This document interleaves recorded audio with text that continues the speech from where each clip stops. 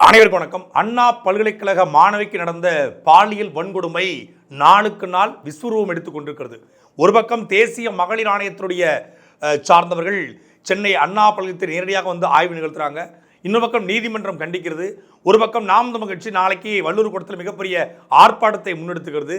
ஒரு பக்கம் சென்னையில் பல்வேறு இடங்களில் யார் இந்த சார் அப்படிங்கிற கேள்வி எழுப்பி அதிமுக ஒரு வகையான போராட்டத்தை முன்னெடுத்து கொண்டிருக்கிறது.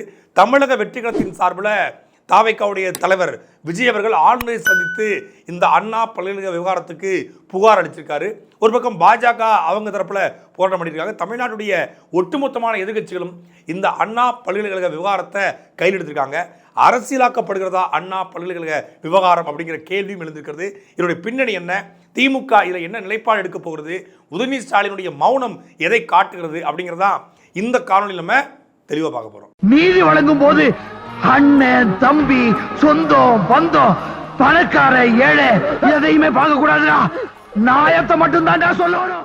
அண்ணா பல்கலைக்கழகத்தில் பொறியியல் 2ஆம் ஆண்டு படித்து வந்த மாணவிய திமுகவை சேர்ந்த காமக்கொடூரன் ஞானசேகரன் என்பவன் பாலியல் ரீதியாக துன்புறுத்திய வழக்கில் ஒட்டுமொத்தமான எதிர்கட்சிகளும் இப்பொழுது ஒன்று கூடியிருக்குன்னு சொல்லலாம். ஒரு ஆளும் கட்சி தன்னுடைய கட்சிக்காரனை ஏதோ ஒரு வகையில் காப்பாற்ற முயன்றது அப்படிங்கிறத நீதிமன்றத்துடைய கண்டிப்பிலிருந்து திமுகவுடைய மௌனத்திலிருந்து நம்மால் புரிந்து கொள்ள முடியும்.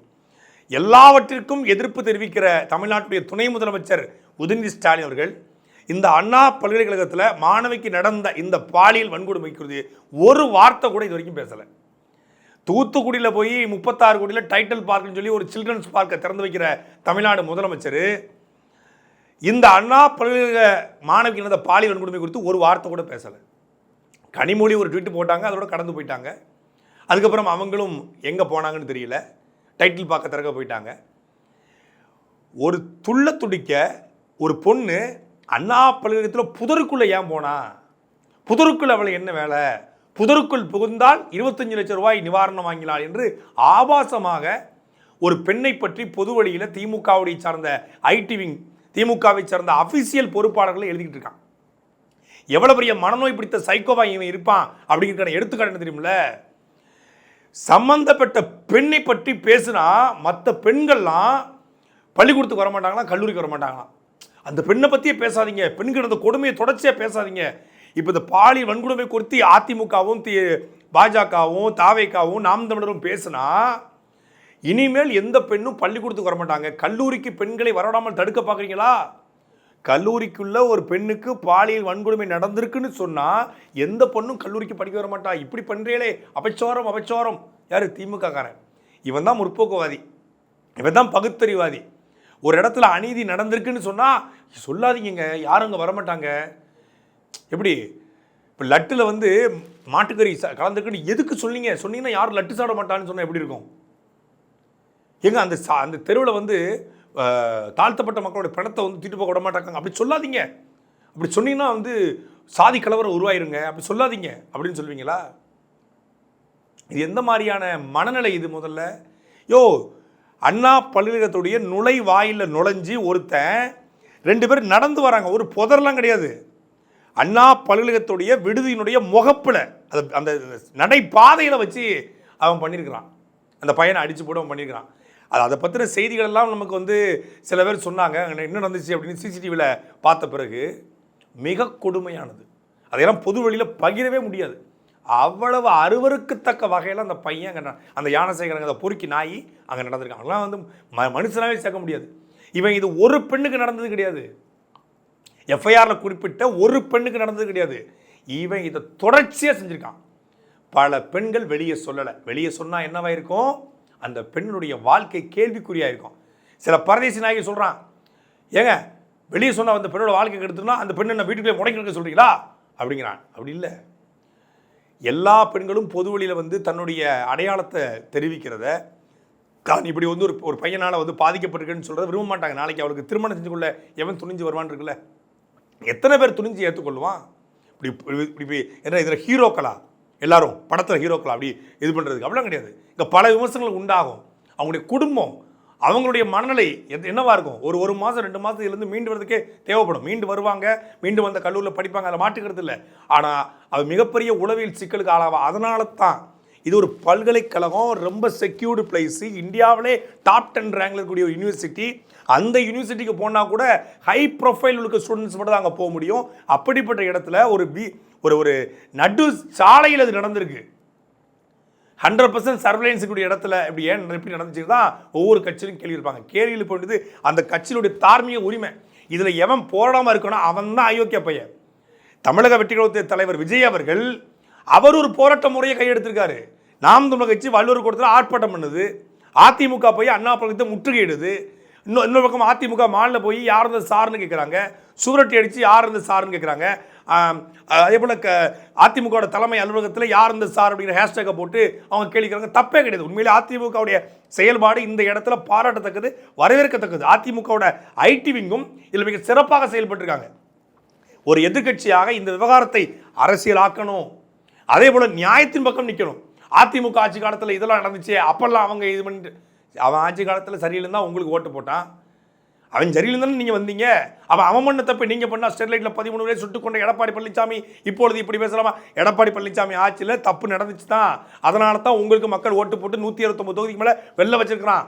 தனிச்சு 130 தொகுதி மேலே நீங்கள் வெற்றி பெற்றிருக்கீங்க. வெற்றி பெற்று வந்து 4 வருஷம் கழிச்சு உங்கள் ஆட்சியில், நீங்கள் திராவிட மாடல் ஆட்சியில், மக்களுக்கு பாதுகாப்பான ஆட்சியில், சட்டம் ஒழுங்கு கட்டுப்பாட்டில் இருக்கிறது, காவல்துறையின் பொற்காலமான ஆட்சின்னு சொல்லக்கூடிய உங்கள் ஆட்சியில் பட்ட பகலில் உங்களுடைய அண்ணா பேரில் இருக்கக்கூடிய பல்கலைக்கழகத்தில் அடுப்பூதும் பெண்களுக்கு படிப்பதற்கென்ற அவலநிலையை போக்கி பெண்களை படிக்க வைத்த திராவிட மாடல் என்று பெருமையோடு நீங்கள் பேசுகிற இந்த ஆட்சியில் தான் உங்கள் கட்சிக்கார அயோக்கிய நாய் ஒரு பெண்ணை பாலியல் வன்கொடுமை பண்ணிருக்காங்க. உங்கள் கட்சிக்கார அயோக்கிய நாய், திமுக வெறி பிடிச்ச நாய். அவன் திமுகவே இல்லைன்னு சொல்லி நிறுவக்க என்னென்ன முயற்சி பண்ணீங்க?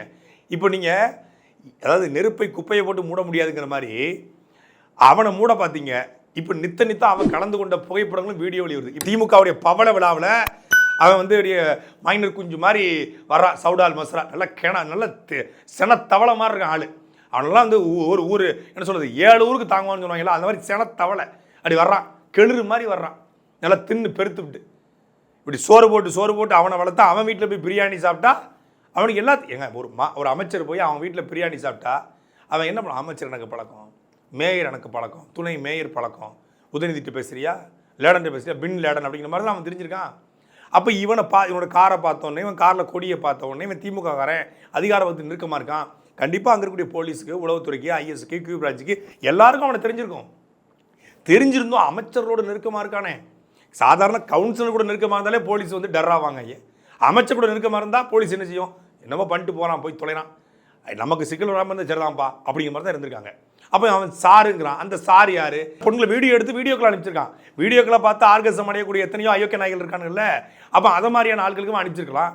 அந்த ஏரியாவில் பசங்க போகிறேன்னு சொல்கிறான். இவன் வேலையே இதுதான் பொழுது நிற்கிறேன். ஆனால் அப்படிப்பட்ட ஒருத்தனை திமுகவுடைய எல்லா கூட்டத்திலையும் சைதை தொகுதியில் கலந்து கொண்ட ஒருத்தனை திமுக காரன் என்று இதுவரைக்கும் கட்சியை விட்டு நிற்கலை. இதுவரைக்கும் நிற்கலை.